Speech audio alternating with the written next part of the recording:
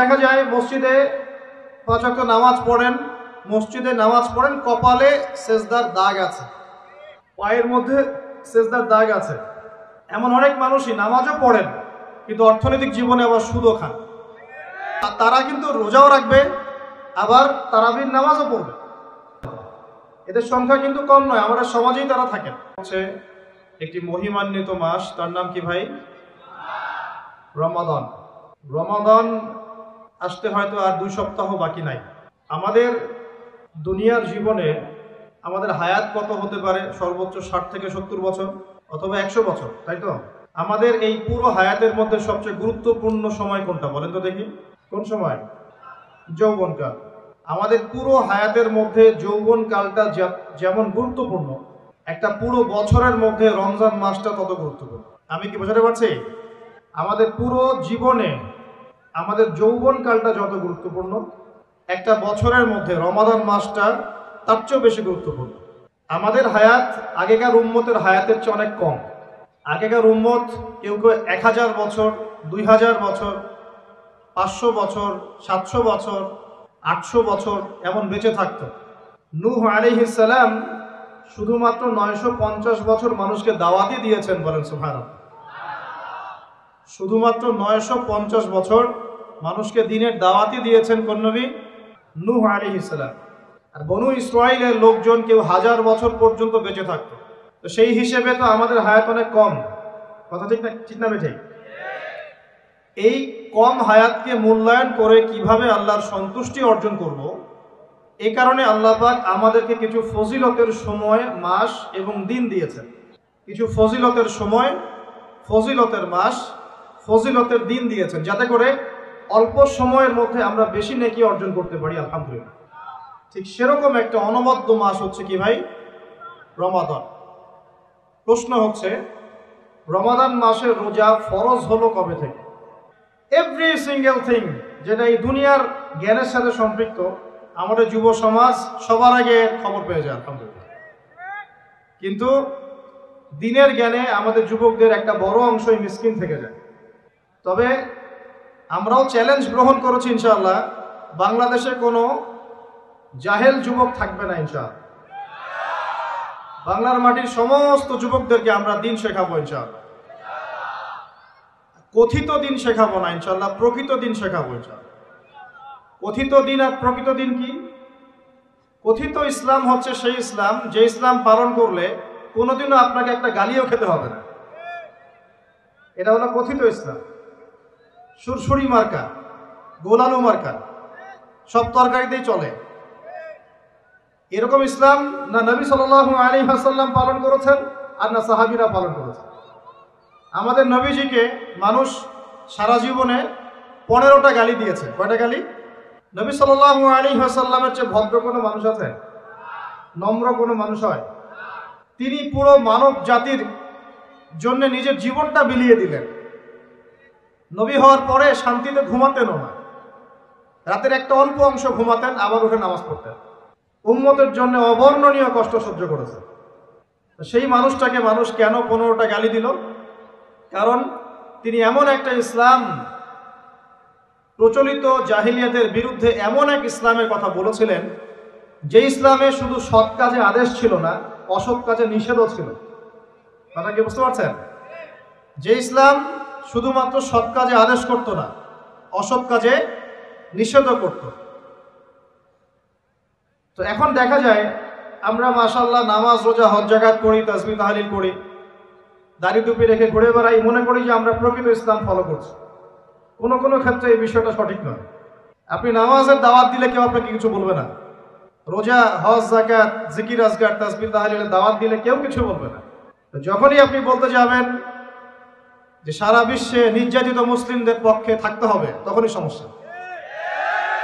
যখনই বলবেন সারা বিশ্ব জুড়ে হারাম সুদভিত্তিক যে অর্থনৈতিক সিস্টেম চলছে, ইসলাম এটা সমর্থন করে না, তখনই সমস্যা।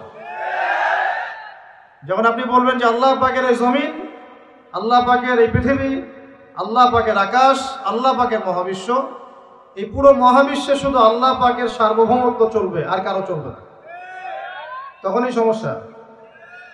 যখন আপনি সৎ কাজের পাশাপাশি অসৎ কাজেও নিষেধ করবেন, তখনই কিন্তু সমস্যা, তখনই আপনাকে মানুষ গালি দিবে। নবী সাল্লাল্লাহু আলাইহি ওয়াসাল্লামকে মানুষ শুধু গালি দিয়েছে এমন নয়, তাকে সারা জীবনে 13 বার হত্যা করার চেষ্টা করা হয়েছে। কতবার? রাসূল সাল্লাল্লাহু আলাইহি ওয়াসাল্লাম এত নম্র ভদ্র মানুষ হওয়া সত্ত্বেও কেন মানুষ তাকে এত গালি দিল, এত হত্যা করার চেষ্টা করল? উত্তর একটাই, তিনি কথিত ইসলামের কথা বলেন নাই, প্রকৃত ইসলামের কথা বলেছেন। তিনি এমন এক কালিমা লা ইলাহা ইল্লাল্লাহ এর কথা বলেছেন যে আল্লাহ রাব্বুল আলামিন ছাড়া আর কিছুই চলবে না। আল্লাহ রাব্বুল আলামিন ছাড়া আর কিছুই চলবে না আমার জীবনের। ইন্না সলাতি ওয়া নুসুকি ওয়া মাহইয়ায়া ওয়া মামাতি লিল্লাহি রাব্বিল আলামিন। আমার নামাজ, আমার কুরবানি, আমার স্যাক্রিফাইস, আমার জীবন, আমার মরণ, মানে এর মধ্যে সবকিছু ইনক্লুডেড। আমার নামাজ, আমার যাকাত, আমার তাসবিহ তাহলিল, আমার জিকির আজগার, আমার কোরআন তেলাওয়াত, আমার হজ উমরা, আমার দাওয়াত, আমার দিনের প্রচার প্রসার, দিনের মেহনত, আমার পরিবার, আমার সন্তান, আমার ব্যবসা, আমার অর্থনৈতিক সেক্টর, যত কিছু আছে আমার জীবনে, যা কিছু আছে সব কার জন্য? এটাই লা ইলাহা ইল্লাল্লাহ, যেটার কিছু অংশ মানুষ এখন মানে, কিছু অংশ মানে না।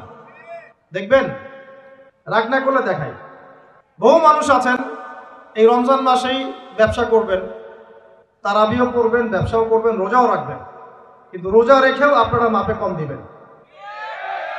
এমন ব্যবসায় নাই? পণ্যে ভেজাল দিবেন, টাটকা পণ্য বলে বাসি খাওয়াই দিবেন, 3 দিনের বাসি তেল দিয়ে রান্না করে বলবেন টাটকা ফ্রেশ। বহু মানুষ আছে, এদের সংখ্যা কিন্তু কম নয়, আমাদের সমাজেই তারা থাকেন, কিন্তু তারা কিন্তু রোজাও রাখবে, আবার তারাবির নামাজও পড়বে। এখন তার মানে তার চিন্তা ভাবনা কেমন? তার চিন্তা ভাবনা হচ্ছে লা ইলাহা ইল্লাল্লাহ মুহাম্মাদুর রাসূলুল্লাহ মসজিদে আছে, ব্যবসায়িক ক্ষেত্রে নাই। এটা কি ঠিক? নাকি লা ইলাহা ইল্লাল্লাহ সবখানে থাকবে? বহু মানুষ দেখা যায় মসজিদে 5 ওয়াক্ত নামাজ পড়েন, মসজিদে নামাজ পড়েন, কপালে সেজদার দাগ আছে, পায়ের মধ্যে সেজদার দাগ আছে। এমন অনেক মানুষই নামাজও পড়েন, কিন্তু অর্থনৈতিক জীবনে আবার সুদও খান। আছে কি নাই? এক্স ওয়াই জেড যে কেউ হতে পারে, যে কেউ হতে পারে। তো এখানে তার থিঙ্কিংসটা কি, তার আদর্শ দর্শনটা কি, তার ফিলোসফি কি? তার দর্শন হচ্ছে লা ইলাহা ইল্লাল্লাহ মসজিদে আছে, আমার চাকুরি এবং ইকোনমিক সেকশনে লা ইলাহা ইল্লাল্লাহ পরোয়া করি না আমি, নাউজুবিল্লাহ। আবার বহু মানুষ সমাজের মধ্যে কাজ করেন, এখানে তারা লা ইলাহা ইল্লাল্লাহকে পাত্তা দিচ্ছেন না, নিজের মনে যেটা ভালো মনে হয় সেটাই করছেন, নিজের মনে যেটা খারাপ মনে হয় সেটাই করছেন। তো ভালো খারাপ, ন্যায় অন্যায়, হক বাতিল চূড়ান্ত করবে কে?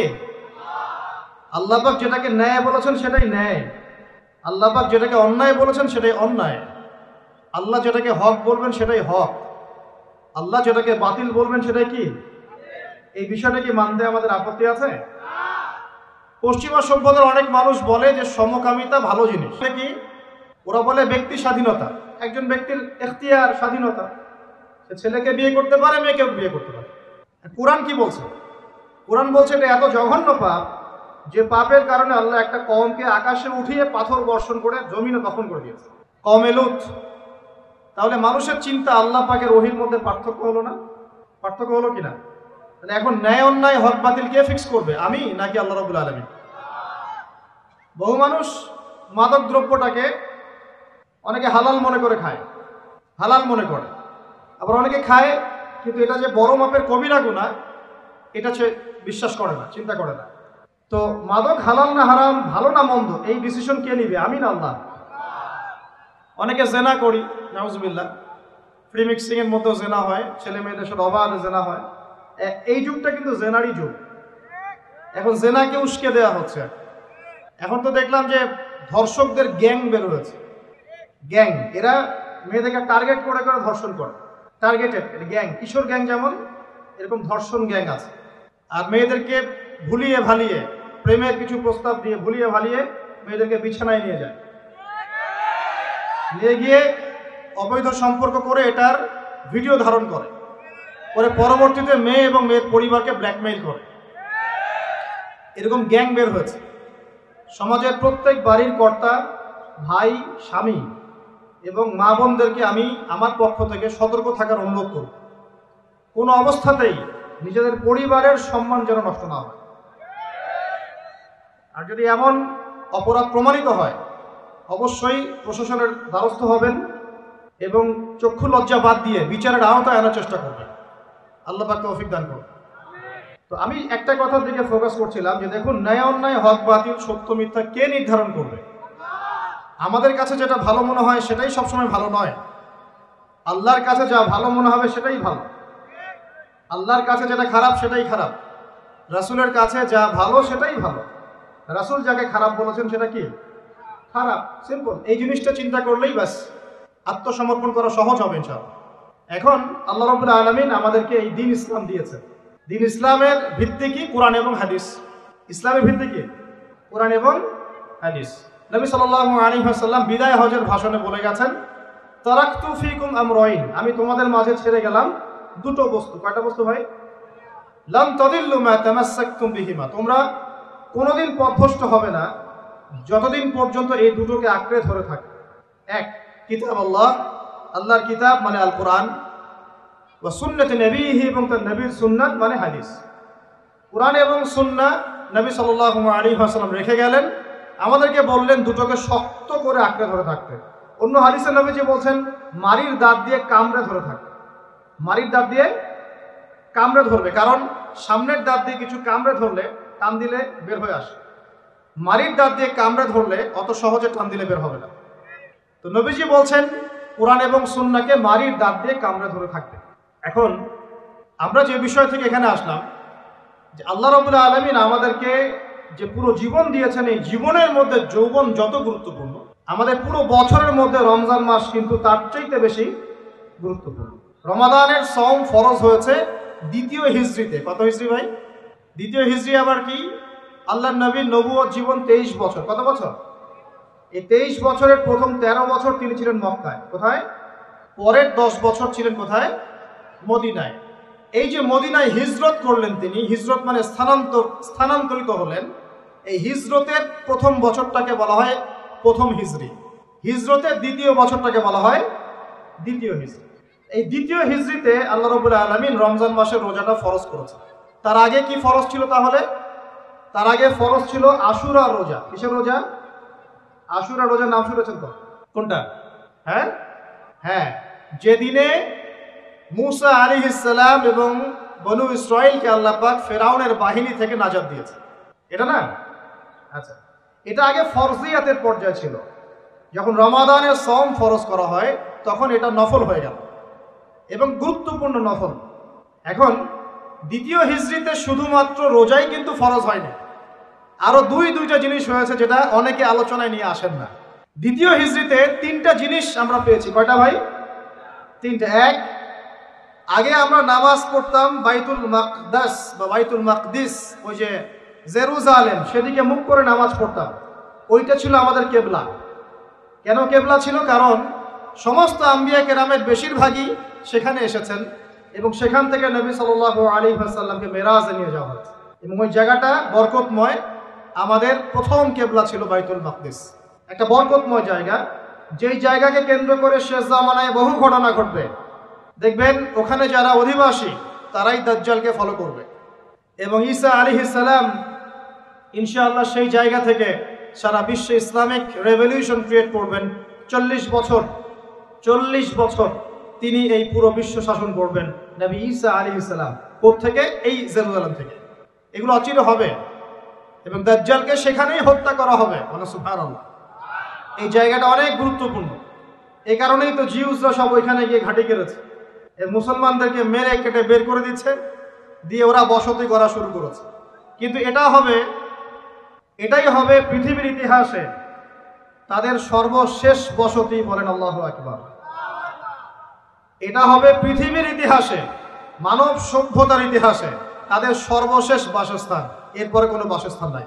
এরপর আল্লাহ রাব্বুল আলামিন ঈসা ইবনে মারইয়ামের হাত দিয়ে তাদের এক একজনকে এখান থেকে বের করে দিবেন ইনশাআল্লাহ। ঈসা ইবনে মারইয়াম সেখানে ইসলামিক রেভলিউশন ক্রিয়েট করবেন অচিরে। কত বছর পরে আল্লাহ ভালো জানেন, কিন্তু এটা হবে, না হয় কিয়ামত হবে না ইনশাআল্লাহ। ওই দিকে মুখ করে আমরা আগে নামাজ পড়তাম। কেন?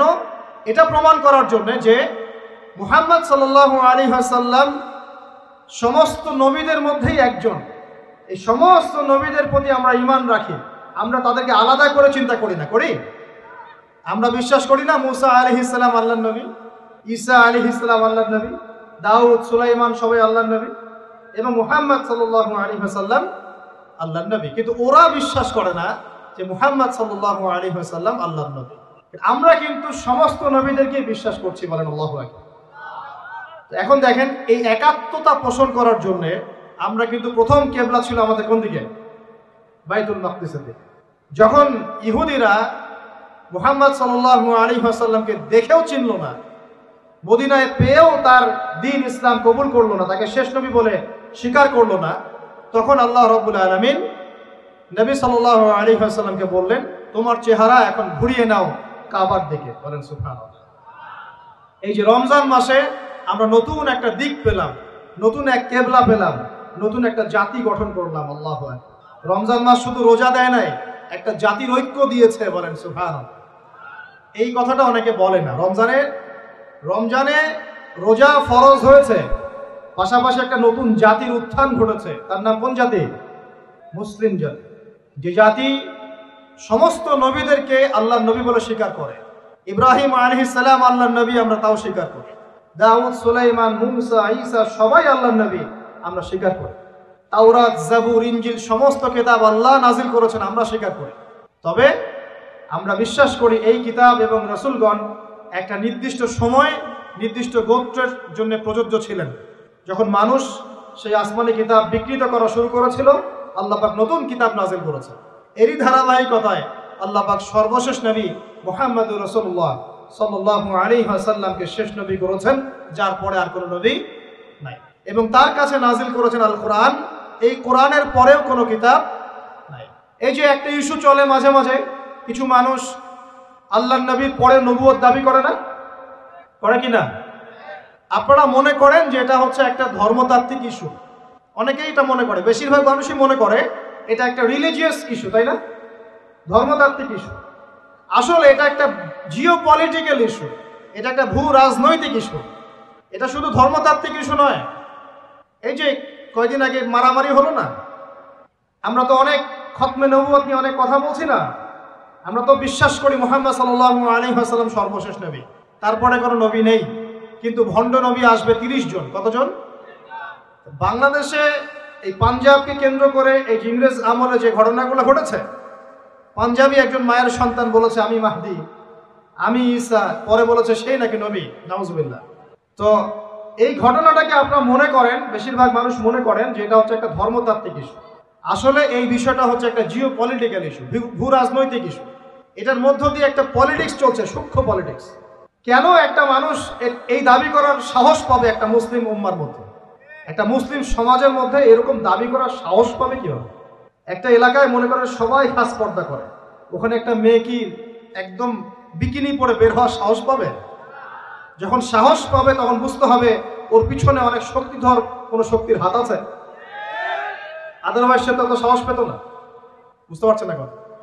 এখানে মনে করে কেউই মাদক সেবন করে না, সবাই মাশাআল্লাহ মুত্তাকি মানুষ। ওপেনে একজন মানুষ মদের বোতল খুলে মদ খাওয়া শুরু। এই সাহসটা যে পেল, নিশ্চয়ই পিছনে কোনো শক্তি আছে, হয় শয়তানি আছে, অথবা না হয় তার কোনো ইকোনমিক পাওয়ার আছে, না হলে কোনো জিও পলিটিক্যাল শক্তি আছে। এই ইস্যুটা শুধুমাত্র ধর্মতাত্ত্বিক ইস্যু নয়, এর পিছনে একটা পুরো ভূ রাজনৈতিক ইস্যু আছে। এটা বুঝবে কারা? যারা খিদির, যারা শেষ জামানার খিদির, যারা শুধু বাইরের চোখ দিয়ে দেখে না, যারা ভিতরের চোখ দিয়ে দেখতে পারে। আমার কথা কঠিন মনে হচ্ছে কি? যারা শুধু বাইরের চোখ দিয়ে দেখে না, ভিতরের চোখ দিয়েও দেখতে পারে, এরা বুঝতে পারবে ইনশাআল্লাহ। অনেক সময় অমুসলিম ভাইয়েরাও ভিতরের চোখ দিয়ে দেখা শুরু করেছে এখন। হ্যাঁ, কোনো কোনো ক্ষেত্রে মুসলিমরাই ভিতরের চোখ দিয়ে দেখতে পাচ্ছে না, অমুসলিমরা দেখতে পাচ্ছে। কারণ আমাদের ভেতরটা তো এখন মানে করাপ্টেড হয়ে গেছে। অহংকার, রিয়া, গীবত, তমত, হিংসা, বিদ্বেষ, আমাদের কলব তো মরে শেষ। কলব মরে গেলে ভিতরের চোখ দিয়ে আমরা দেখবো কিভাবে? আল্লাহ রাব্বুল আলামিন আমাদের সবাইকে ভিতরের চোখ জিন্দা করার তৌফিক দান। প্রিয় ভাইরা, রমজান মাসে শুধু রোজা ফরজ হয়নি, সর্বপ্রথম যেটা হয়েছে কেবলা পরিবর্তন করে দেয়া হয়েছে। কেবলা পরিবর্তন মানে কি? কেবলা পরিবর্তন মানে হচ্ছে একটা নতুন জাতিগত উত্থান, বলি আল্লাহু আকবার। এরপরে আমরা আর পিছনে ফিরে তাকাই নাই। ইহুদিরা মুহাম্মদ সাল্লাল্লাহু আলাইহি ওয়াসাল্লামকে স্বীকার করলো কিনা ভ্রুক্ষেপও করতে যায় নাই। আমরা আমাদের গতিতে এগিয়ে গেছি মাত্র 10 থেকে 12 বছরের মধ্যেই, 12 বছর না, মাত্র 8 থেকে 10 বছরের মধ্যেই যেই মক্কা থেকে আমরা বিতাড়িত হয়ে মদিনায় গিয়েছিলাম সেই মক্কা আবার দখল করেছে আলহামদুলিল্লাহ। শুধু সেই মক্কাই নয়, ওই মক্কা থেকে আমরা প্রায় অর্ধেক বিশ্ব শাসন করেছি আলহামদুলিল্লাহ। কেবলা পরিবর্তন মানে নতুন এক জাতির উত্থান। আমরা কি রমজানে জাতিগত উত্থান দেখতে পারবো ইনশাআল্লাহ? তো একটা জাতি কখন উন্নতি করবে? যখন জাতির জনগণ ভিতর থেকে মুত্তাকি হবে, আমরা ভিতর থেকে নামাজি হব, আল্লাহওয়ালা হব, আমানতদার হব, সৎ হব, আমরা হারাম ছেড়ে দিব, দুর্নীতি ছেড়ে দিব, অন্যের ক্ষতি করব না, একটা সম্প্রীতির সমাজ গড়ব, তখন না আমরা ইনশাআল্লাহ উত্থান করবো, নাকি ভাই? যদি আমরা একে অপরের সাথে হানাহানি মারামারি কাটাকাটি করি, হিংসা বিদ্বেষ, গীবত তোহমত, হারাম খাই, মাপে কম দেই, দুর্নীতি করি, অন্যের ক্ষতি করি, হ্যাঁ, হত্যা, রাহাজানি, ছিনতাই, এগুলোতে লিপ্ত থাকি, এই জাতিকে উন্নতি করতে পারবে ভাই? সবচেয়ে বড় কথা, যদি আমরা জ্ঞান অর্জন না করি আমরা কি উন্নতি করতে পারবো? শুধু কি অর্থ দিয়ে উন্নতি করা যায়? উন্নতির মানদণ্ড কি বলেন তো? জ্ঞান। জ্ঞান উন্নতির মানদণ্ড কি? জ্ঞান। জ্ঞান ছাড়া উন্নতি নাই। শুধু টাকা দিয়ে উন্নতি করা যায়? যায় না। আমাদের সবাইকে দিনের জ্ঞান অর্জন করার তৌফিক দান করুন। তো রমজানে প্রথম কি পেয়েছেন? কিবলা পরিবর্তন। এবার রমজানের সওমকে ফরজ করা হয়েছে, পুরো মাস সওম রাখবেন। আল্লাহু আকবার, পুরো মাস। এবং এই মাসে আল্লাহ রাব্বুল আলামিন আরেকটা জিনিস মুসলিমদেরকে দিয়েছিলেন, সেটা হলো, খুব খেয়াল করে দেখবেন, এই যে কোরআন খুলবেন দেখবেন পরপর 3 পৃষ্ঠায় 3টা আয়াত আছে, ব্যাক টু ব্যাক 3 পৃষ্ঠায় 3টা আয়াত। একটা কুতিবা আলাইকুমুল কিসাস, তোমাদের উপর কিসাসকে ফরজ করা হলো। কিসাস কি? ওই যে কেউ হত্যা করলে ইসলামিক কোর্ট তাকে হত্যা করবে, কেউ কারো চোখ তুলে ফেলেছে, ইসলামিক কোর্ট তারও চোখ তুলে ফেলবে, কেউ কারো হাত কেটেছে, ইসলামিক কোর্ট তারও হাত কেটে ফেলবে। মানে চোখের বদলে চোখ, হাতের বদলে হাত, জানের বদলে জান, এটাকে বলা হয় কি? কিসাস। দেখবেন কোরআনে সূরা বাকারায় পরপর 3 পৃষ্ঠায় 3টা কুতিবা আলাইকুম আছে, 3 পৃষ্ঠায় 3টা কুতিবা আলাইকুম, মানে ফরজ করা হলো। এক কুতিবা আলাইকুমুল কিসাস, তোমাদের উপর কিসাসকে ফরজ করা হলো।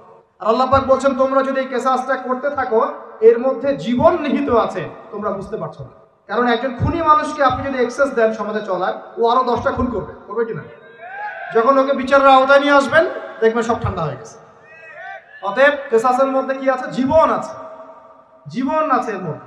তার পরের পৃষ্ঠায় গিয়ে দেখবেন কুতিবা আলাইকুমুস সিয়াম, তোমাদের উপর রমজান মাসে রোজাকে ফরজ করা হবে। কামা কুতিবা আলাল্লাযীনা মিন ক্বাবলিকুম, যেমন করে তোমাদের পূর্ববর্তীদের উপরেও রোজাকে ফরজ করা হয়েছিল, লাআল্লাকুম তাত্তাকুন, যাতে তোমরা মুত্তাকি হতে পারো। রমজানের সওমের উদ্দেশ্য কি তাহলে? মুত্তাকি হওয়া, আল্লাহ ভীরুতা অর্জন করতে পারো, এটা উদ্দেশ্য। ঠিক তার পরের পৃষ্ঠায় গিয়ে দেখবেন কুতিবা আলাইকুমুল কিতাল আছে, তোমাদের উপরে যুদ্ধকে ফরজ করা হয়েছে, এটাও আছে। ঠিক এই কারণেই রমজান মাসে বদরের যুদ্ধ সংঘটিত হয়েছে। আল্লাহু আকবার। এই যে দ্বিতীয় হিজরির কথা বলছি, এই দ্বিতীয় হিজরিতেই কিবলা চেঞ্জ করা হয়েছে, দ্বিতীয় হিজরিতেই রমজানের সওম ফরজ করা হয়েছে, দ্বিতীয় হিজরিতেই বদরের যুদ্ধও হয়েছে। সুবহানাল্লাহ। তিনটার মধ্যে মিল পাচ্ছেন? এই তিনটাই কোরআনের পরপর 3 পৃষ্ঠা আছে। কুতিবা আলাইকুমুল কিসাস, কুতিবা আলাইকুমুস সিয়াম, কুতিবা আলাইকুমুল কিতাল। এটার মধ্যে একটা মিল আছে না? তার মানে রমজান মাস আমাদেরকে শেখাবে একটা জাতিগত ঐক্য, রমজান মাস শেখাবে কোরআনকে সময় দেয়া, কোরআনের হক আদায় করা, রমজান মাস শেখাবে আমাদেরকে অন্যায়ের বিরুদ্ধে প্রতিবাদ করা। কারণ এখানে আবু জেহেল অন্যায় করেছিল না, নাকি মুসলিমরা অন্যায় করেছে? আবু জেহেলের বাহিনী ছিল বদর যুদ্ধে এই প্রান্তে, আর মুসলিম বাহিনী এই প্রান্তে। এই 2 প্রান্তের বাহিনীর মধ্যে কারা অন্যায় করেছিল? কারা জালেম? আবু জেহেলদের বাহিনী জালেম নয়। রমজান মাস কি চেতনা নিয়ে আসলো? জালেমের বিরুদ্ধে দাঁড়িয়ে যাওয়ার চেতনা নিয়ে আসলো। কথা কি বুঝতে পারছেন? এখন আমরা কিন্তু ব্যক্তিগতভাবে আগে সবাই জালেম হয়ে গেছে, তাই না? আমরা সবাই জালেম না? সবাই আমরা দোয়া করি কি? রব্বানা যালামনা আনফুসানা, আল্লাহ আমরা আমাদের নফসের উপর জুলুম করেছি। নামাজে কি পড়ি? আল্লাহুম্মা ইন্নী যালামতু নফসি, আল্লাহ আমি আমার নফসের উপর জুলুম করেছি। তার মানে প্রথম আমি নিজেই তো জালেম। আমরা সবাই জালেম, আমরা সবাই নিজেদের নফসের উপর জুলুম করেছি। নামাজ পড়ি নাই, যাকাত দেই নাই, দান সদকা করি না, কোরআন তেলাওয়াত করি না, তাসবিহ তাহলিল করি না, পর্দা করি না, হালাল খাই না, অন্যের ক্ষতি করি, সুদ খাই, ঘুষ খাই, জিনা করি, হ্যাঁ, মিথ্যা কথা বলি, গীবত করি, তহমত, কত অন্যায় পাপে লিপ্ত আছে। আমরা কি জুলুম করি নাই? তাহলে রমজান মাসের চেতনা হবে নিজের উপর আগে কাজ করা, নিজের নফসের উপর কাজ করা, নিজে যদি জালেম হয়ে থাকে জুলুম থেকে নিজেকে বের করে নিয়ে আসে। তাহলে প্রথম শিক্ষা কি ভাই? আগে আমরা নিজের নফসের উপর দেখব আমরা কি জুলুম করেছি নিজের নফসের উপর।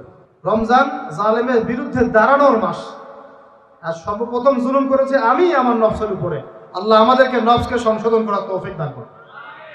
এরপর দেখব পরিবারে জুলুম আছে কিনা, পরিবারে আল্লাহ এবং রাসূলের বিধানের এগেইনস্টে আমরা কেউ চলি কিনা।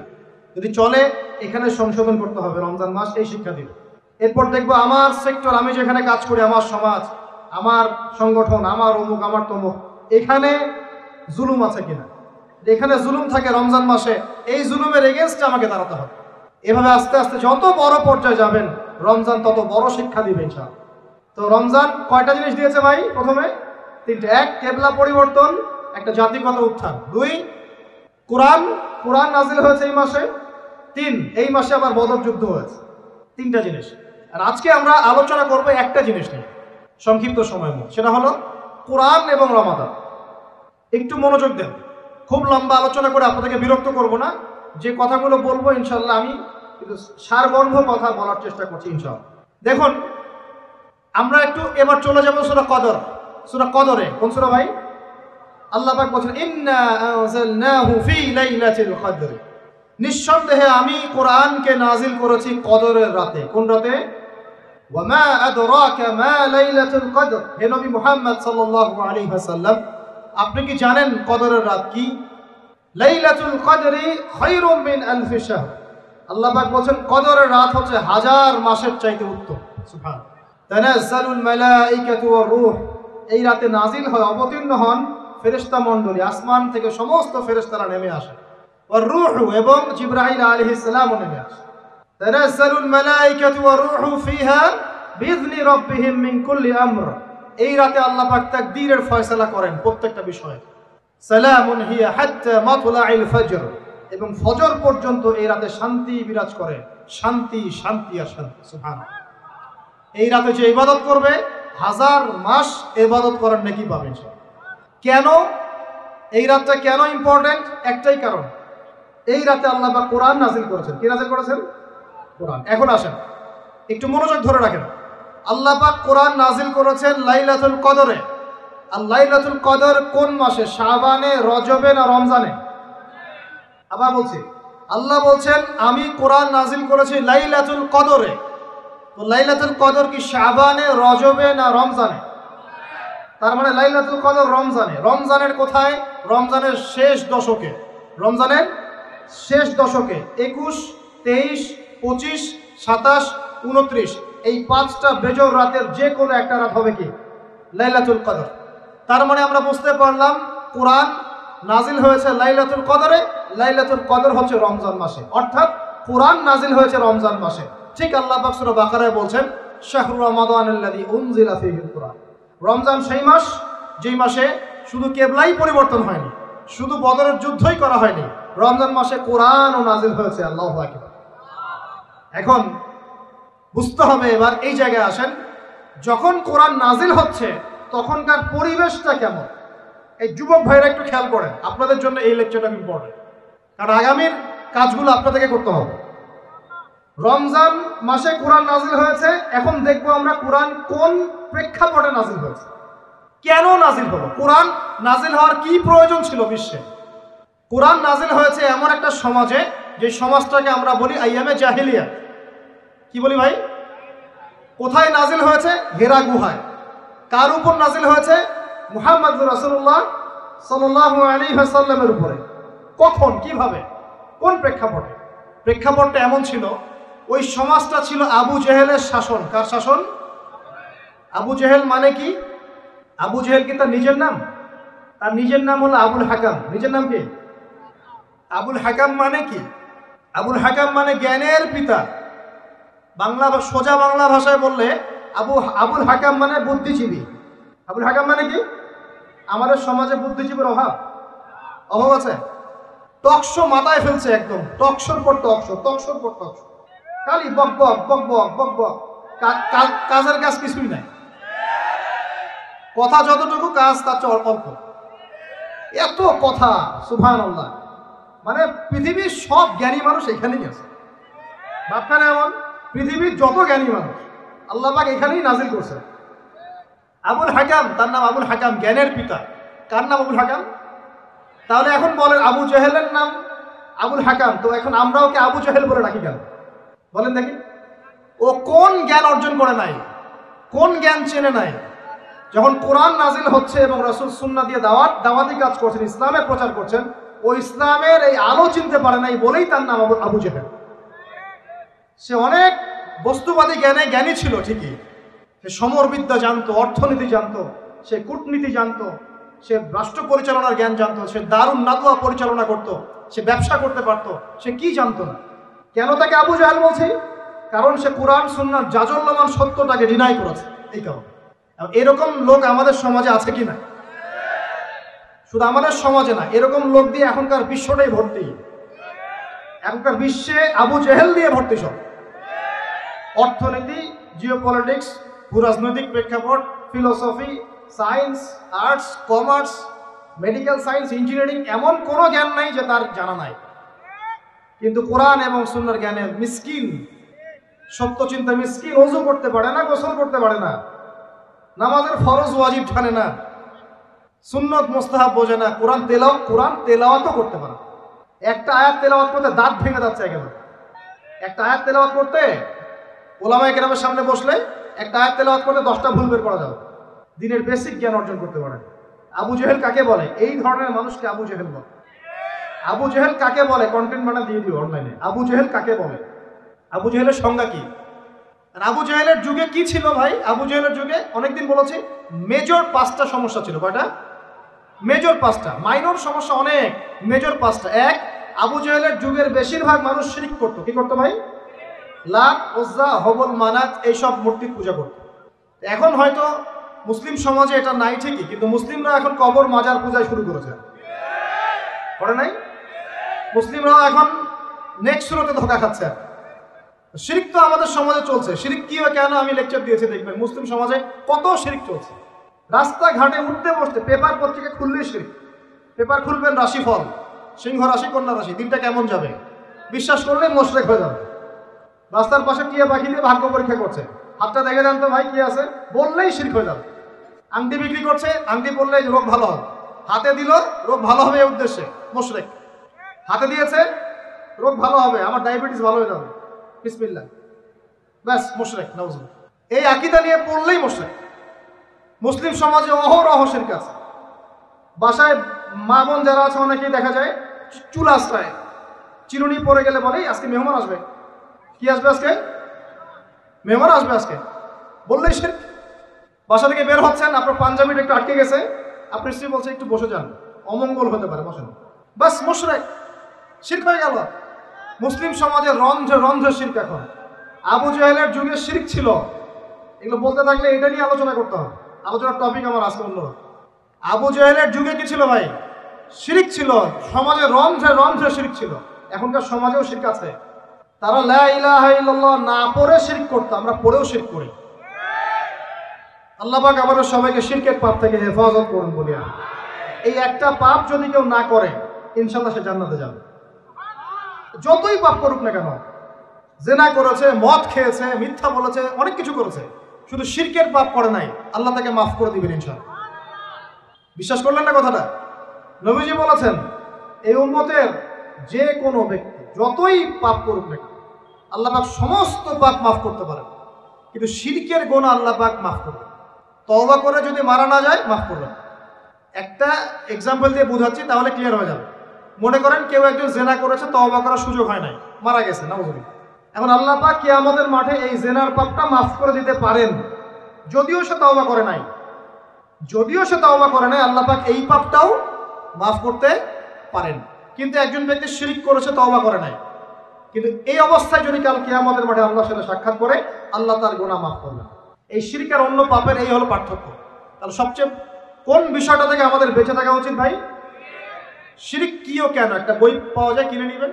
কিতাবুত তাওহীদ একটা বই আছে, পড়ে নেবেন। কুরআন সুন্নাহর আলোকে বিশুদ্ধ আকীদা, এরকম অনেক বই পাওয়া যায়। আর আকীদা সংক্রান্ত একটা অনবদ্য বই হলো আল আকিদা আত-তাহাবিয়া। এই 4-5টা বই পড়লে আপনার শিরকের কনসেপ্ট ক্লিয়ার হয়ে যাবে।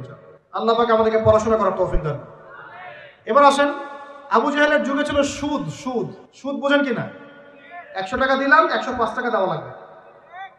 1 লাখ টাকা দিলাম 1,01,000 টাকা দেওয়া লাগবে। 1,01,000 টাকাও যদি দেন ওই 1 টাকাই সুদ। সুদ তো আমরা বুঝি না। এখন তো পেপার মানির মধ্যেও সুদ আছে, ইলেকট্রনিক মানির মধ্যেও সুদ আছে। সামনে একটা আসবে অচিরেই ক্রিপ্টোকারেন্সি, বিটকয়েন, ওটার মধ্যেও সুদ থাকবে। আর সুদ ভিত্তিক ইকোনমিক সিস্টেম দিয়ে পুরো বিশ্বটাকে অক্টোপাসের মতো একদম পেঁচে ধরা হয়েছে। মানে এটা যদি ওয়ার্ল্ড হয় এটাকে চেপে ধরছে, এভাবে সুদ দিয়ে এভাবে চেপে ধরছে। আপনি বেরিয়ে হইতে পারবেন না, কিন্তু বের হতে পারবেন। যারা যে মার্শাল আর্ট প্র্যাকটিস করে ওরা জানে কিছু লক আছে। লক মানে যখন 1-on-1 ব্যাটেল হয় রিংয়ে, যারা বক্সিং খেলে, মার্শাল আর্ট জানে, রেসলিং খেলে, এরা কিছু লক করতে পারে। লক মানে কিছু মারবে না আপনাকে, জাস্ট লক করে রেখে দিয়ে নড়তে পারবেন না, বুঝছেন? তো এরকম লক করে রেখে দিছে পুরো বিশ্বটাকে এখন সুদ। বের হতে পারবেন না। আপনি বের হতে পারবেন কোথায়? যদি মনে করেন আপনি খুব এই যে গ্রামে বাস করছেন, এখানে সমাজের লেনদেন করেন না, নিজে চাষবাস করেন, নিজে খান, তখন আপনি হয়তো বেঁচে থাকতে পারবেন। মার্কেটে গেলেই সুদে পড়তে হবে আপনাকে। এটা কি পসিবল? একা একা থাকা সম্ভব? অতএব সমাজে থাকতেই হবে। এখন সমাধান কি? ফাত্তাকুল্লাহ মাস্তাতা'তুম, সাধ্যমতো আল্লাহকে ভয় করেন। সাধ্যমতো আল্লাহকে ভয় করেন। ইচ্ছা করে সুদের সাথে সম্পৃক্ত হবেন না। যদি অনিচ্ছাকৃতভাবে সুদের অর্থ চলে আসে, যদি জানেন এটা সুদের, ছেড়ে দেন, এটা ছেড়ে দেন। ওইটা দিয়ে পাবলিক টয়লেট নির্মাণ করে দেন, তাও খায়েন না আল্লাহর ওয়াস্তে। কারণ নবীজি বলেছেন সাল্লাল্লাহু আলাইহি ওয়াসাল্লাম, 1 দিরহাম যে ব্যক্তি সুদ খায় সে যেন 36 বার জিনা করলো। এটা সহিহ বুখারীর হাদিস, উলামায়ে কেরাম জানেন। যে ব্যক্তি 1 দিরহাম সুদ খেয়েছে সে যেন 36 বার জিনা করেছে। একবার জিনা করেছে, আপনি জানেন, কথার কথা বললাম যে কারো পরিবারের কোনো এক মেয়ে বা ছেলে জিনা করে ফেলেছে, নাউজুবিল্লাহ, আপনি ধরা পড়েছে এলাকার মধ্যে, মানুষ তাকে কি সম্মান চোখে দেখে? ভবিষ্যতে সে যত ভালোই হয়ে যাক না কেন, ওর ঘরে বিয়ে দেওয়ার সময় মানুষ 1000 বার চিন্তা করবে, তাই না? তাই না বিষয়টা? মনে করেন একটা মেয়ে জিনা করে ফেলেছে, আল্লাহ না করুক, নাউজুবিল্লাহ, এটা জানাজানি হয়ে গেছে, ওর ঘরে কি বিয়ের প্রস্তাব আসবে পরে? যদি ভালোও হয়ে যায় তাও আসা খুব ডিফিকাল্ট। আল্লাহর মুমিন কোনো বান্দা যদি চিন্তা করে, আচ্ছা আগে পাপ করেছিল, মাফ চেয়েছে, তওবা ইস্তেগফার করেছে, আমি তাকে বিয়ে করব, সেটা আলাদা বিষয়। কিন্তু স্বাভাবিকভাবে কিন্তু সমাজ এটাকে গ্রহণ করে না। একটা জেনার ক্ষেত্রে আমরা এইভাবে মানুষকে দেখি, আর 1 দিরহাম সুদের বিনিময়ে আপনি 36 বার জেনা করছেন। আল্লাহ আমাকে হেফাজত করুন, আল্লাহ আমাদের সবাইকে হেফাজত করুন। দূরে থাকতে হবে, থাকার চেষ্টা করতে হবে। আবু জাহেলের যুগে এরকম সুদ ছিল। এখনকার বিশ্বে রন্ধ্রে রন্ধ্রে, নবীজি তো আগেই বলেছেন মায়ের সাথে জেনা করার মতো পাপ। এই হাদিস তো জানেন আপনারা। সুদের 73টা শাখা আছে পাপের, তার সর্বনিম্ন শাখা হলো নিজের মাকে বিয়ে করা, নাউজুবিল্লাহ। যদি এই এলাকায় খবর পান কোনো মেয়ে, কোনো বা ছেলে তার মায়ের সাথে বিয়ে করেছে, নাউজুবিল্লাহ, তার মায়ের সাথে জেনা করেছে, নাউজুবিল্লাহ, কোনো মেয়ের সাথে বাবা জেনা করেছে, নাউজুবিল্লাহ, আপনি কি সমাজে তাকে রাখতে চাবেন? আপনি তো আইন শাসন কোনো কিছুর পরোয়াই করবেন না, গণপিটুনি দিয়ে মেরে ফেলবেন। আপনি এই কাজ করবেন না? একটা মসজিদে চোর, তারাবির নামাজে আবার চোরও আসবে কিন্তু অনেক, কথায় মনে পড়ে গেল, স্যান্ডেল সাবধান। তো তারাবির নামাজে অনেক চোর আসে না? অনেকে তো মসজিদের দান বাক্স শুদ্ধে নিয়ে চলে যায়। কি ইনসাফ আমাদের সমাজে! মসজিদের ফ্যান লক করে রাখতে হয় তালা দিয়ে, বাইরে মসজিদের ফ্যান লক করে রাখতে হয় তালা দিয়ে, খাঁচার মধ্যে। তো মসজিদেও চোর যায়। এখন চোর ধরা পড়ে গেলে কি পিটুনিটা পিটান আপনারা! মসজিদে একটা চোর যদি ধরা পড়ে, সবাই মিলে কি পিটুনি দেওয়া শুরু করে, এটা কিন্তু অনৈতিক কাজ, জানেন? এভাবে সবাই মিলে গণধোলাই দেওয়া জায়েজ না। তাকে নির্দিষ্ট প্রশাসনের কাছে হস্তান্তর করতে হবে। যদি এখন বলেন প্রশাসন বিচার করছে না, সেটা তাদের ব্যাপার। ও যদি ফাঁকফোকর দিয়ে বের হয় সেটা ওদের ব্যাপার, এই গোনার দায়ভার তাদের। আপনি যদি নিজের হাতে শাসন তুলে নেন, সমস্যা আছে। এভাবে ইসলাম এটাকে জায়েজ করে না। ওর হাত কেটে ফেলার বিধান আছে, তাই না, কোরআনে? এটা আপনি করতে পারবেন না, এটা ইসলামিক আদালত করবে, ইসলামিক আদালত। সবাই যদি আইন হাতে তুলে নেয় তাহলে তো সমাজে বিশৃঙ্খলা হবে। এই জন্য এই সুযোগটা ইসলাম দেয় নাই। প্রমাণ হলে তাকে সোপর্দ করতে হবে প্রশাসনের কাছে। এখন দেখেন, একটা স্যান্ডেল চোরকে যে পিটানি দেন, এখন একটা লোক যদি মায়ের সাথে জেনা করে, নাউজুবিল্লাহ, কি মাইটটা মারবে মানুষ তাকে। এখন সুদের মধ্য দিয়ে নবীজি বলছেন সবচেয়ে নিম্ন পাপ হলো নিজের মায়ের সাথে জেনা করা, বলি নাউজুবিল্লাহ। আমরা অ্যাভেলেবেল কাজগুলো করছি, এই বোধোদয় আমাদের হচ্ছে না, কারণ কলব মরে গেছে। কলব কি হয়েছে ভাই? মরে গেছে। কলব জিন্দা করতে হবে। কলব জিন্দা করার জন্যই রমজান, কলব জিন্দা করার জন্যই কোরআন, এবং কলব জিন্দা করার জন্যই বেশি বেশি মওতের ফিকির আর আল্লাহর জিকির বেশি বেশি করা। আল্লাহ পাক তৌফিক দান করুন। আবু জাহেলের যুগ ছিল সুদের যুগ। কিসের যুগ? 1 নম্বর, আবু জাহেলের যুগ ছিল শিরকের যুগ। 2, আবু জাহেলের যুগ ছিল সুদের যুগ। 3, আবু জাহেলের যুগ ছিল মাদকের যুগ। কিসের যুগ? এখন নাই? কমটা বেশি? সুবহানাল্লাহ। রাস্তাঘাটে দেখি ছোট ছোট ছেলে পেলে এই যে প্লাস্টিকের ভিতরে কি কি জানি খায়, ছোট ছোট ছেলে, একদম ছোট কচি কাঁচা বাচ্চা। এদের ভবিষ্যৎ নিয়ে ভাববেটাকে? আমাদেরকে ভাবা উচিত না ভাই? আমাদের যুবকদের মধ্যে বড় একটা অংশ আজকে মাদকের ভয়াল থাবায় ডুবে গেছে, যায় নাই? এদেরকে ফেরাতে হবে না? ফেরানোর জন্য আমি আমার পক্ষ থেকে একটা খালি নসিহত করবো, একটা নসিহত, অনলি একটা। সারা দুনিয়ার মাদক যদি সেবন করো, তোমার মনের কষ্ট দূর হবে না। মাদকের কাছে গিয়েছে কেন? আমি বলছি কেন গিয়েছে জানেন? এক সঙ্গদোষ, কোনো খারাপ সার্কেলে পড়েছে, বলেছে আয় একটু সিগারেটে টান দে, কি সমস্যা? ও একদিন টান দেওয়া শুরু করেছে, পরে আস্তে আস্তে আস্তে আস্তে অভ্যস্ত হয়ে গেছে। আমরা ছোটবেলায় তাবলিগ জামাতে যেতাম, এই মসজিদ ওই মসজিদ, তো দেখতাম সেখানে আমাদের যে মানে কাফেলা থাকতো, সেখানে কিন্তু 2-1জন স্মোকারও চলে যায় মাঝে, যায় না? সেহেরি করেছি আমরা, সেহেরি করার পরে আমাদের এক বড় ভাইয়ের কি সেই নেশা, আমার সিগারেট কোথায়, আমি এখন কি খাবো, আমার সিগারেট কোথায়? তাবলিগ জামাতে। তারপরে মাশাআল্লাহ উনি তাবলিগ জামাতে গিয়ে আলহামদুলিল্লাহ এখন আল্লাহর ওলি হয়ে গেছে। মানুষ এরকম মানুষ আছে না, সিগারেটের চেইন স্মোকার, নেশা। তো দেখুন ওই স্মোক করতে গিয়ে আস্তে আস্তে বড় নেশা চলে গেছে, সঙ্গদোষ। 2 নম্বর, ওই যে একটা প্রেম করছে জীবনে, প্রেমিকা ছেড়ে চলে গেছে, ওর ধারণা যে দুনিয়ার সব আমার চলে গেছে। একটা মেয়ে, মেয়ের অভাব নাকি দুনিয়ায়? হ্যাঁ, মেয়ের অভাব মনে করেন?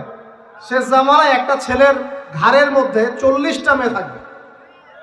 আরে ভাই 40টা বউ না, 40টা মেয়ে, মহিলা। মানে আপনার ঘাড়ে থাকবে আপনার স্ত্রী, আপনার কন্যা, আপনার মা, আপনার বোন, আপনার শাশুড়ি, আপনার খালা, সব আপনার ঘাড়ে।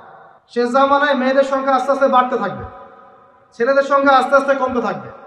যুদ্ধ বিগ্রহ বেশি হবে, ছেলে মানুষ একটু বেশি মারা যায় না, বাইরে চলাফেরা বেশি করে, অ্যাক্সিডেন্ট আছে, রোড অ্যাক্সিডেন্ট, এই সেই, যুদ্ধ বিগ্রহ। এমনি গড়াইও ছেলেদের কম, আর ছেলেদের জন্মহার কিন্তু মেয়েদের চেয়ে কম। শিশু ছেলে মারা যায় বেশি, মেয়েরা মারা যায় কম। ছেলেরা এমনিতেই সংখ্যায় কম হবে, আর শেষ জামানায় মেয়েদের সংখ্যা আরো বেশি বাড়তে থাকে। একটা মেয়ে চলে গেছে, ব্যাস আপনি জীবনটা নষ্ট করে ফেললেন, কি হয়েছে?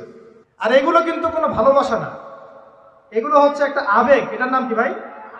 এটা জাস্ট একটা আবেগ। অনেক হুজুর দেখি এখন প্রেম বিশেষজ্ঞ হয়ে আপনাদেরকে ওয়াজ করে। হ্যাঁ, দেখা হলে আমি বলবো তার সাথে যে এইসব প্রেমের সুরসুরি মার্কা ওয়াজ বন্ধ করতে। এগুলো দিয়ে যুবকদের উপকার হচ্ছে না। কারণ বিয়ে না করলে সংসার বুঝবেন কিভাবে? বিয়ে না করলে আপনি সংসার বুঝবেন কিভাবে? মনে করেন আমি বিয়ে শাদী করি নাই, আমি আপনাকে কি বিয়ের ওয়াজ করব? আমার তো অভিজ্ঞতাই নাই। আর মনে করেন আপনি 2টা বিয়ে করছেন, কথা, এখন আপনি বলবেন বাপ রে বাপ, এই কাজ ভাই আমি করছি, আপনারা করতে যান। কারণ আপনার অভিজ্ঞতা হয়েছে, অভিজ্ঞতা থেকে মানুষ শেখে না। তো সুরসুরি মার্কা ওয়াজ দিয়ে কি মানুষকে শেখানো যাবে? এই যে ছেলেরা মেয়েদের সাথে হারাম সম্পর্ক করে এক পর্যায়ে যে ছেঁকা খেয়ে মাদকের কাছে গেল, এখানে মূল সমস্যাটা ভালোবাসা না। এখানে মূল সমস্যাটা ছিল আপনি আপনার নফসের কাছে হেরে গেছেন, আপনি আপনার নফসের কাছে হেরে গেছেন, আপনি আপনার প্রবৃত্তির কাছে হেরে গেছেন। এটা ছিল একটা জেনা, একটা যৌনতা, এটা ভালোবাসা ছিল না। এটাকে আমরা বলবো আপনি হরমোনিয়াস হয়েছেন। হরমোন আপনার শরীর থেকে যে থ্রো করে, এই হরমোনের ফলে আপনি একটা হরমোনিয়াস হয়েছেন, দ্যাটস অল। আর যে মেয়েটা আপনাকে উঠতি বয়সে এইসব মিথ্যা প্রতিশ্রুতি দিয়েছিল, সেও ছিল একটা প্রতারক। কি ছিল একটা? সে নিজেও জানতো না যে সে নিজে কি করছে, সে নিজেও জানতো না সে চায় কি। তখন আপনিও বুঝতেন না আপনি কি চান। এগুলো আর জীবন জগৎ বাস্তবতা রেসপন্সিবিলিটি সম্পূর্ণ আলাদা জিনিস। ভালোবাসার সংজ্ঞা কি তাহলে? ভালোবাসার সংজ্ঞা হচ্ছে, ভালোবাসার ডেফিনেশনটা হচ্ছে যে আপনি যাকে পছন্দ করেন, যাকে আপনি ভালোবাসেন, তাকে আপনি কতটুকু বোঝেন, এটা হলো ভালোবাসার ডেফিনেশন। আপনি তাকে বোঝেন কিনা, আপনি তার স্বপ্নের পাশে অংশীদার হতে পারছেন কিনা, তার যে লাইফের অ্যাম্বিশন, এখানে আপনি তার পাশে সাথ দিতে পারছেন কিনা, তার হাত ধরে থাকতে পারছেন কিনা, সে হোঁচট খেলে আপনি তার পাশে থাকতে পারছেন কিনা, হ্যাঁ, সে খারাপ সময় পার করলে আপনি তাকে সাপোর্ট দিতে পারছেন কিনা, আপনি তাকে কনফিডেন্স দিচ্ছেন কিনা। এগুলো ভালোবাসা। আমরা আমাদের সন্তানদেরকে ভালোবাসি না? সন্তান পড়ে গেলে আমরা হাত ধরে তুলি, ওঠো, কিছু হয়নি, আবার যাও, এটার নাম ভালোবাসা। আর এই যে নোংরা জেনা, হারাম অ্যাফেয়ার্স, এটার মূল জিনিসটা যৌনতা। এটা কি জিনিস ভাই? যৌনতা। যারা বলে না এখানে একটা ডিভাইন লাভ আছে, ঐশ্বরিক লাভ, আমি বলি একটা প্রতারণায়। ঐশ্বরিক লাভ না, এটা হচ্ছে শয়তানি লাভ। কারণ কি দেখেন, মনে করেন আপনি তাকে খুব ভালোবাসেন, সে আপনাকে অনেক ভালোবাসেন, তাহলে এখন তার সাথে দেখা করেন না, দেখাটা বন্ধ করে দেন, হাত ধরেন না, জড়ায় ধরেন না, শারীরিক সম্পর্ক করেন না, আপনি এখানে তার সাথে পর্দা মেনটেন করেন, দেখেন পারেন কিনা। সে বলবে না আমি রাজি না। মেয়েও রাজি হবে না, ছেলেও রাজি হবে। মেয়েও একটু সুরসুরি পছন্দ করে, ছেলেও পছন্দ করে। আর এদিকে তো বিয়ে কঠিন করে ফেলা হয়েছে, এদিকে আবার পর্নোগ্রাফি ছড়ায় দেওয়া হয়েছে। তো সব মিলায় এরা নিজের চরিত্রকে হেফাজত করতে ব্যর্থ হচ্ছে। সলিউশন কি? সলিউশন হচ্ছে ভালো কাজে ব্যস্ত থাকা, নামাজ ঠিকঠাক মতো পড়া, কোরআনকে সময় দেয়া, রিজিকের সোর্স তৈরি করে আল্লাহর কাছে একজন নেককার মেয়ে চেয়ে নেয়া, এবং দিনদারিতা দেখে একটা মেয়েকে বিয়ে করে ফেলা। বিয়ে করবেন জাস্ট যখন আপনি কবুল বলবেন আল্লাহ পাকের কালিমাকে সাক্ষী রেখে, আপনি ফিল করবেন যে তখনই আল্লাহর পক্ষ থেকে এই অপরিচিত একটা মানুষের প্রতি আপনার একটা মহব্বত তৈরি হয়ে যাবে। এটাই ভালোবাসা, এটাই ভালোবাসা। আর এটা আল্লাহ রাব্বুল আলামিন সূরা রুমের মধ্যে বলেছেন। সূরা রুমে আল্লাহ বলেছেন ওয়াজআলা বাইনাহুম মাওয়াদ্দাতা ওয়া রাহমা, আমি আল্লাহ তাদের মাঝখানে মহব্বত এবং ভালোবাসা সৃষ্টি করে দিই। আল্লাহ সৃষ্টি করে দেন। আমাদের নারীদেরকে দেখবেন, নানা নাই, দাদা নাই, দাদি নারীদেরকে দেখবেন, বলবে না আমি আমার স্বামীর ভিটা ছেড়ে কোথাও যাব না, বলে না? তাদের বিয়ে হয়েছিল, দেখা যায় দাদার বয়স ছিল তখন 16 আর দাদির বয়স ছিল তখন 14। এখন তো করা যাবেই না, এটা করলে আপনাকে শাস্তির আওতায় নিয়ে আসবে। তবে 16 বছর বয়সে আপনি জেনা এখন করতে পারেন, ঠিক আছে? নাউজুবিল্লাহ। নানির বয়স ছিল 10, 12, নানার বয়স ছিল 20। এসব সময় বিয়ে হয়েছে না? 30, 40, 50 বছর সংসার করছে, কোনোদিন সংসারে ভাঙন হয় না। আছে না এমন? এটা ভালোবাসা। একজন আরেকজনের সম্মান বুঝতে শেখা, একজন আরেকজনের পাশে থাকা, একজন আরেকজনের স্বপ্নের পাশে থাকা, হোঁচট খেয়ে পড়ে গেলেও হাত ধরে উঠানো, পিছন থেকে কনফিডেন্স দেওয়া, তাকে বোঝা, রেসপেক্ট করা, সবচেয়ে বড় কথা বিশ্বাস করা। কি করা? ভিতর থেকে বিশ্বাসটাই হচ্ছে ভালোবাসার সবচেয়ে বড় নিদর্শন। বিশ্বাস নাই, এখানে ভালোবাসার কোনো দাবি নাই। তো যেটা আপনি মাদকে যেদিক দিয়ে গিয়েছেন, এটা একটা জেনার রাস্তা ছিল। কিসের রাস্তা ভাই? শয়তান আপনার এখানে গেম খেলেছে। এই যে হয় সঙ্গদোষ, না হলে মেয়ের কারণে, অথবা দেখা যায় এমনি স্টাইল করার কারণে, খাই সবাই, আমি একটু খাই, সমস্যা। কেউ কেউ একটু গুন্ডা মাস্তানি করতে পছন্দ করে, হকি স্টিক নিয়ে দৌড়াদৌড়ি করবে। ওই যে বলেছে একদিন 4-5 জন 10 জন মিলে একটা ছেলেকে মেরে ফেলে দেবে, মনে করলো যে খুব বীর হয়ে গেছে। 4টা 5টা 10টা ছেলে মিলে একজনকে মারার নাম বীরত্ব? সাহস থাকলে একজন মারামারি করবে না, দেখা একজন করতাম, দেখতাম কার কত শক্তি। এখন তো মেয়েরাও মেয়েদেরকে মারা শুরু করছে। মাশাআল্লাহ, সবখানে উন্নতি, অগ্রগতি হচ্ছে।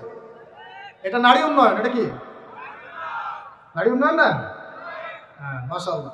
এখন এই জন্যই বলি যে কি বলবো, যে শিক্ষা প্রতিষ্ঠানে আল্লাহর ওয়াস্তে এইসব বন্ধ করে। শিক্ষা প্রতিষ্ঠান যারা চালান, আল্লাহর ওয়াস্তে এখানে পরিবেশ নিশ্চিত করেন। পড়াশোনা একটা পরিবেশ দরকার হয়। শুধু টিচার ভালো হলে, সিলেবাস ভালো হলেই পড়াশোনা হয় না।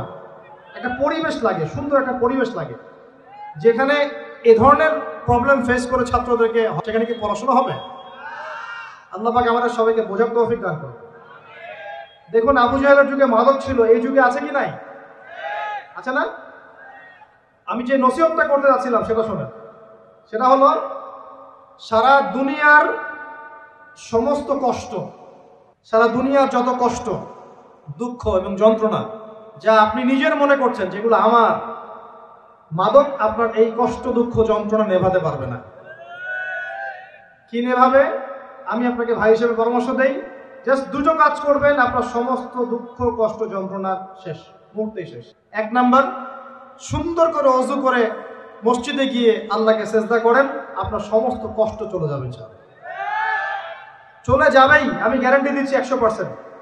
100% গ্যারান্টি, আপনার সমস্ত কষ্ট চলে যাবেই ইনশাআল্লাহ। আমাদের নবী যখনই কষ্ট পেতেন নামাজে দাঁড়িয়ে যেতেন। তুমি কষ্ট পেলে ব্যঞ্জন ধরাও। যখনই নবী কষ্ট পেতেন, তার কষ্ট মনে হতো, খারাপ লাগতো, কোনো কিছু উদ্বিগ্ন চিন্তিত হতেন, তিনি ওযু করে নামাজে দাঁড়াতেন আল্লাহু আকবার বলে। আর তুমি গ্যাস লাইটার বের করেই ব্যাস ঘড়িতে টান দেওয়া শুরু করো। অনেস্টলি বলেন দেখি, ওটা টানলে কি কষ্ট কমে? কষ্ট কমে না? পারে, আরো বাড়বে। যত আপনি জিগিয়ে রাখবেন তত বাড়বে। একটা মজার কথা বলে আমি আস্তে আস্তে শেষের দিকে যাবো, আলোচনা কিন্তু আর লম্বা হবে না, রমাদান দিয়ে শেষ করব। শোনেন, এক ব্যক্তি খুব বেশি কাঁদে, তো ওই ব্যক্তির সামনে গিয়ে একজন একটা কৌতুক বলছে, কৌতুকটা বলছে, সে ব্যক্তি বলছে আমি এই কৌতুক বহুদিন শুনছি, এই কৌতুক শুনে আমি অনেকদিন হাসছি, একই কৌতুক কতবার আমাকে শোনাও। তখন সেই ব্যক্তি বলছে, দ্বিতীয় ব্যক্তি, যে একটা কৌতুক শুনে যদি তুমি বারবার হাসতে না পারো, তাহলে একই দুঃখের কথা মনে করে বারবার কাঁদো কেন? কথা বুঝতে পারছেন না? ঘটনা তো গন কে শেষ, সেটা আমার জীবন থেকে ওভার। ওর সাথে আপনার অতীতের সাথে আপনার এখনকার কি সম্পর্ক? এখনকার আপনি নতুন মানুষ এবং সেটা গন কেস, শেষ। অতএব মাদক আপনাকে সুখ দিবে না। সেজদা, ওযু করে সেজদা মানে নামাজ, এবং দুই সবচেয়ে আমার সবচেয়ে ফেভারিট জিনিস, সেটা হলো আল কোরআন তেলাওয়াত। আল কোরআন অর্থ বোঝেন চাই নাই বোঝেন, আপনি তেলাওয়াত করতে থাকেন, মনের সব কষ্ট চলে যাবে ইনশাআল্লাহ। এমন একটা শান্তি ফিল করবেন, এই শান্তির কথা যদি ওই যে পশ্চিমারা জানতো না, তাহলে এখানেই বোম মারা শুরু করতে হবে। কথা বুঝতে পারছেন? আল্লাহ আমাদেরকে বোঝার তৌফিক দান করুন। এক নাম্বার সবক, আবু জাহেলের যুগে কি ছিল ভাই? শিরক। আবু জাহেলের যুগে 2 নাম্বার কি ছিল ভাই? সুদ। 3 নাম্বার কি ছিল ভাই? 4 নাম্বার ছিল মেয়েদের অবমাননা। এটা আমাদের এখানে নাই। এটা নিয়ে আজকে আর কথা বলতে পারতেছি না, রুচি নাই, সময় নাই। সমাজের রঞ্জে এখন মেয়েদের উপর নির্যাতন না, ধর্ষণ, জেনা, ব্যভিচার, পরকীয়া বাড়ছে না, বেহায়াপনা বাড়ছে না, ওই যে ছেলেদের পোশাক পরে মেয়েরা ঘুরছে না, নোংরামি ফাহেসা কাজ বাড়ছে না। এই কারণেই তো ভূমিকম্প আসবে। এই কারণে কি আসবে? ভূমিকম্প আসবে। তো আমি তো জানি আসবে ইনশাআল্লাহ, কবে আসবে সেটা জানি না, কিন্তু যে পাপগুলোর কারণে এগুলো আসে এটা দেখা যাচ্ছে। আল্লাহ আমাদেরকে হেফাজত করুন বলি আমিন। নারীর অবমাননা সমাজে রঞ্জে এখন। পাস একটা কথা বলি, অনেক সময় দাড়ি টুপি নিয়েও আমরা মেয়েদেরকে ঠকাচ্ছি। দাড়ি টুপি নিয়েও মেয়েদের সম্পত্তির অধিকার দিচ্ছি না, বোনের অধিকার দিচ্ছি না, মায়ের অধিকার দিচ্ছি না, স্ত্রীর অধিকার দিচ্ছি না। এগুলোও চলবে না। অন্যায় সব ক্ষেত্রেই অন্যায়। 5 নাম্বার, আবু জাহেলের যুগের মধ্যে ভাই গোত্রীয় হানাহানি, মারামারি, কাটাকাটি ছিল। আমাদের সমাজে নাই? বিশ্বের মধ্যে নাই? পলিটিক্যাল অঙ্গনে নাই? সমাজের মধ্যে নাই? ধর্মের মধ্যে নাই? এখন তো মসজিদও মারামারি করতেছে, তাই না? মাসআলা নিয়ে ঝগড়া করে আমি দেখেছি মসজিদেও মানুষ মার্ডার হয়েছে। মসজিদে আমরা ছোট ছিলাম, একসময় দেখেছি কোন একটা মাসলা নিয়ে ঝগড়া হয়েছে, 2 দল হকি স্টিক নিয়ে আসছে, মারামারি করছে। জিহাদ, এটা কি? আস্তাগফিরুল্লাহ। তো মসজিদেও, ধর্মতাত্ত্বিক ক্ষেত্রেও, অর্থনীতিতে, রাজনীতিতে, সমাজে, সব জায়গায় এখন গোত্রীয় হানাহানিটা আছে কিনা? এখন বলেন, আবু জাহেলের যুগের এই জাহেলিয়াতগুলো বর্তমান বিশ্বের মধ্যে আছে কিনা? এই রকম জাহেলি পরিবেশেই কোরআন নাজিল হয়েছে বলি আল্লাহু আকবার। তাহলে কেন এরকম পরিবেশে কোরআন নাজিল হলো? যাতে এই পরিবেশটা পরিবর্তন করা যায়, যাতে এই আবু জাহেলের এই জাহেলি পরিবেশটাকে দূর করে একটা আলোকিত সমাজ প্রতিষ্ঠা করা যায়। এজন্য কোরআন নাজিল হয়েছে বলি আল্লাহু আকবার। কোরআন শুধু তাবিজ করার জন্য নাজিল হয় নাই, পানি পড়া খাওয়ার জন্য নাজিল হয় নাই, 40 আর মিলাদ পড়ার জন্য নাজিল হয় নাই। ঘরের মধ্যে রেখে দিয়েছেন উপরে, মাসে বছরে একবারও খুলে বের করে দেখেন, এই কারণে কোরআন নাজিল হয় না। আবু জাহেলের যুগ পরিবর্তন করার জন্য মুহাম্মদ সাল্লাল্লাহু আলাইহি ওয়াসাল্লাম চিন্তা করতেন কেমনে পরিবর্তন করব। হেরা গুহায় বসে তিনি চুপচাপ ভাবতেন। এই যে বলি আমরা হেরা গুহায় বসে তিনি ধ্যান করতেন, আসলে তিনি ধ্যান করতেন না। এখানে ধ্যান শব্দ না, শব্দ হচ্ছে মোরাকাবা। শব্দ কি? মোরাকাবা, আত্মপর্যালোচনা। মানে আমি কিভাবে এই জাহেলি মানুষগুলোকে চেঞ্জ করব, এই চিন্তা চিন্তা চিন্তা। এক পর্যায়ে আল্লাহ পাক কোরআন নাজিল করলেন। আল্লাহু আকবার। তার মানে কোরআন কেন নাজিল হলো? আবু জাহেলের যুগটাকে চেঞ্জ করার জন্য। এখন 23 বছর সময়ের পরে দেখেন তো, একটু দিকে মনোযোগ দেন, 23 বছর পরের দিকে তাকান। 23 বছর পরে আবু জাহেলের যুগের মধ্যে কোনো শিরক আছে? কোনো সুদ আছে? মাদক আছে? মেয়েদের কোনো সম্মানহানি আছে? গোত্রীয় হানাহানি আছে? আবু জাহেল নিজেও আছে নাকি? ও তো নিজেও নাই। তার মানে পুরো সমাজটা পরিবর্তন হয় নাই। এইটার কারণেই কোরআন নাজিল হয়েছে, এই উদ্দেশ্যেই কোরআন নাজিল হয়েছে। কোন মাসে ভাই? রমজান। তাহলে এই রমজানের শিক্ষা কি? কোরআন পড়বো, কোরআন বুঝবো, কোরআন দিয়ে জীবন করব, কোরআন দিয়ে সমাজ পরিবর্তন করবো। আলোচনার দরকার আছে আর? এই হলো মূল কথা। এখন কিভাবে করব এটা আমি একটা পদ্ধতি বলে দিই, এটা বলে শেষ করছি। কিভাবে করব? এক নাম্বার ভাই, প্রত্যেক মুসলমানকে কোরআন তেলাওয়াত করা শিখতে হবে। রাজি আছেন ইনশাআল্লাহ? আমার আলোচনা শুনছেন এমন একজন ব্যক্তি বাকি থাকবেন না বাংলাদেশের মাটিতে ইনশাআল্লাহ যিনি কোরআন তেলাওয়াত করতে পারেন। একজন ব্যক্তিও বাকি থাকবেন না যিনি কোরআন তেলাওয়াত করতে জানেন।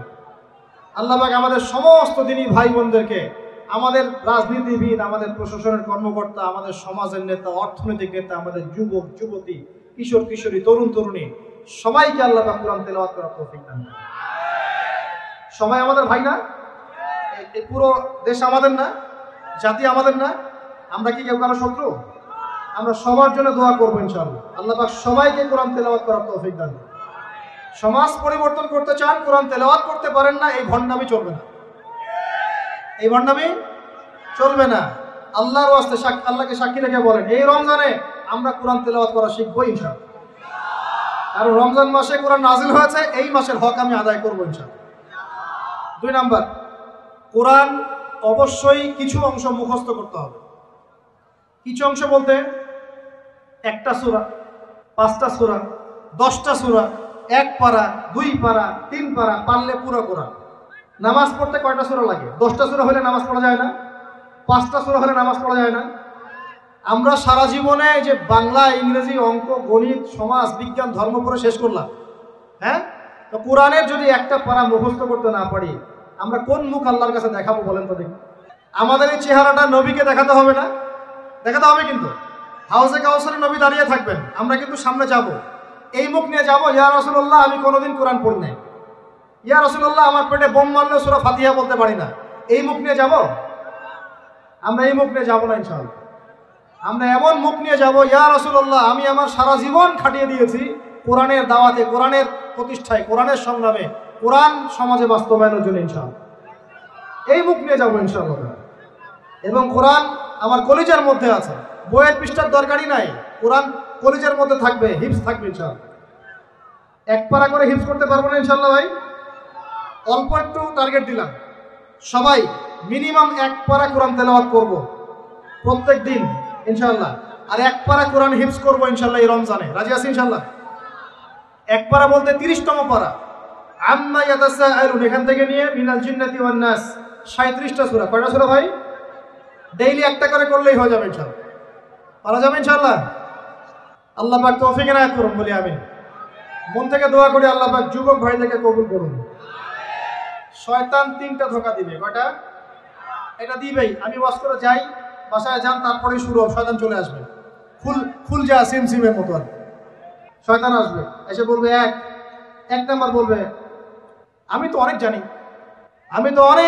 কোরআন অনেক তেলাওয়াত করেছি, শিখেছি, নুরানি কোর্স করেছি, তারপর কি বৈজ্ঞানিক পদ্ধতি শিখেছি, কওমি মাদ্রাসায় পড়েছি, এই সেই, আমি কোরআনের অনেক জানি ভাই, আমার জানার দরকার নেই।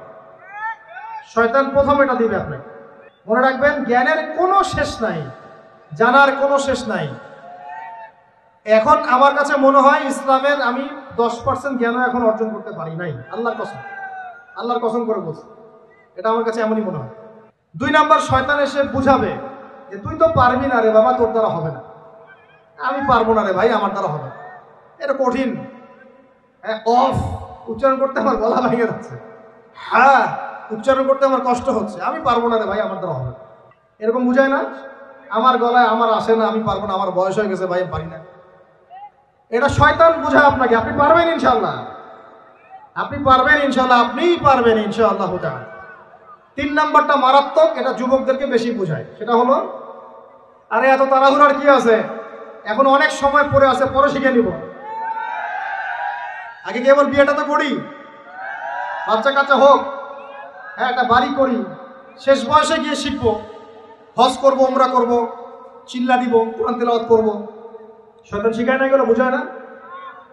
যুবক ভাই, এই ধোকায় পড়ে বহু যুবক কবরে চলে গেছে অলরেডি। এই ধোকায় পড়ে বহু মানুষ এখন কবরবাসী হয়েছে।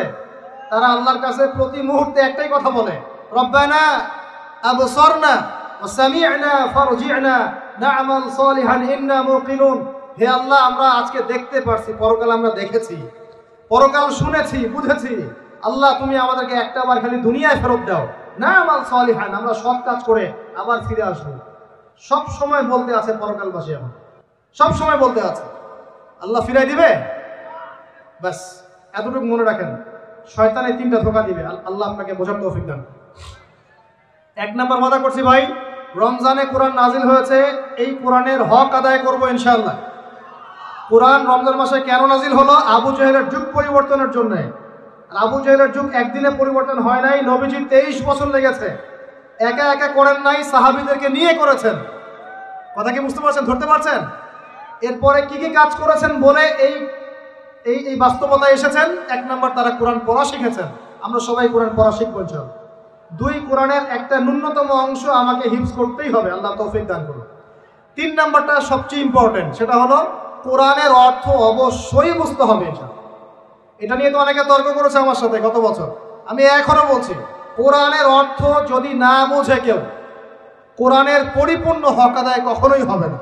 এটা আমার মন্তব্য। আপনার পোষালে আপনি মানেন, না পোষালে না মানেন। আপনার যদি পোষায় আমার বক্তব্য গ্রহণ করেন, না পোষায় না গ্রহণ করেন। কোরআনের হক যদি আদায় করতে হয়, কোরআনের হক আদায় করতে হয়, কোরআনের হকটা যদি আদায় করতে হয়, অর্থ অবশ্যই বুঝতে হবে। কোনো অবস্থাতেই কোরআনের অর্থ বোঝা ছাড়া আপনি কোরআন বুঝতেই পারবেন না, মানতেই পারবেন, সম্ভব না।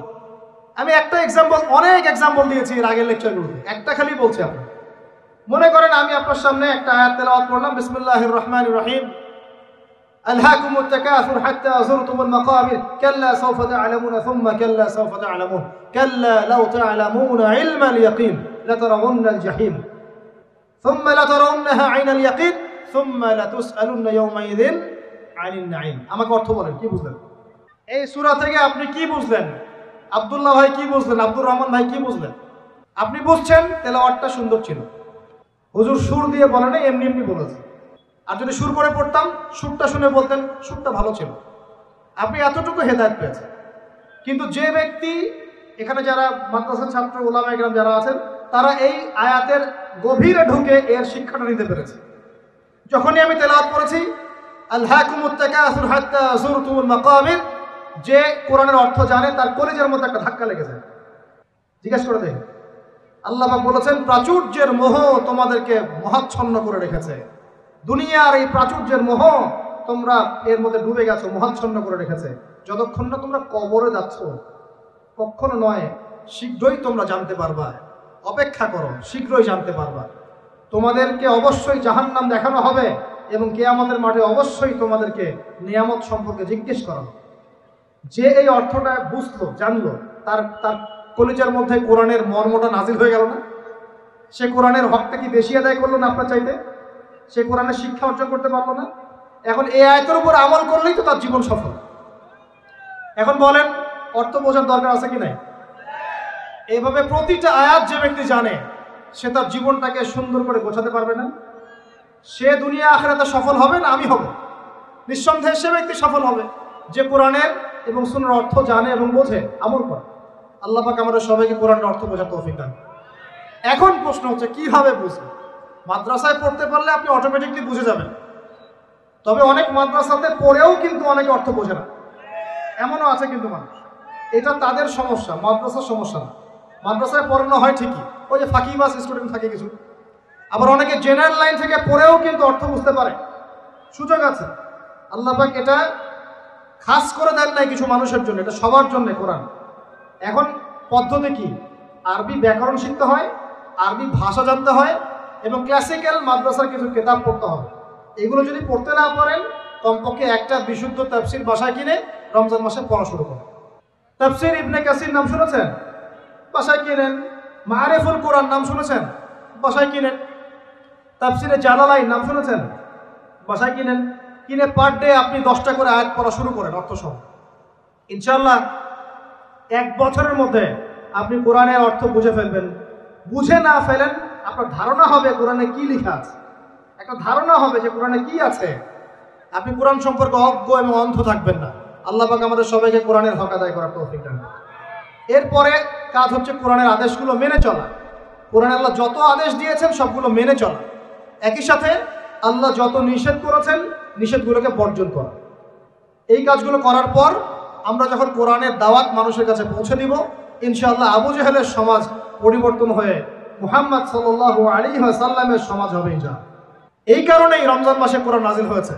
কোরআন আমাদের সামনে আছে, রমাদান আমাদের সামনে আছে। এখন এই রমজান মাসে আমরা কোরআনকে কিভাবে মূল্যায়ন করব, কিভাবে সময় দেব, নিজ নিজ অবস্থান থেকে আপনারা এখন ভাবতে শুরু করেন। আল্লাহ রাব্বুল আলামিন আমাদের সবাইকে আল কোরআন বিশুদ্ধ করে তেলাওয়াত করার তৌফিক দান করুন। আল্লাহ পাক আমাদের সবাইকে এই রমজানে প্রত্যেক দিন কমপক্ষে 1 পারা করে কোরআন পড়ার তৌফিক দান করুন। আল্লাহ পাক আমাদের সবাইকে আল কোরআনের কমপক্ষে 1টা পারা হিফজ করার তৌফিক দান করুন এবং কোরআনের অর্থটা বোঝার জন্য মেহনত করার তৌফিক দান করুন।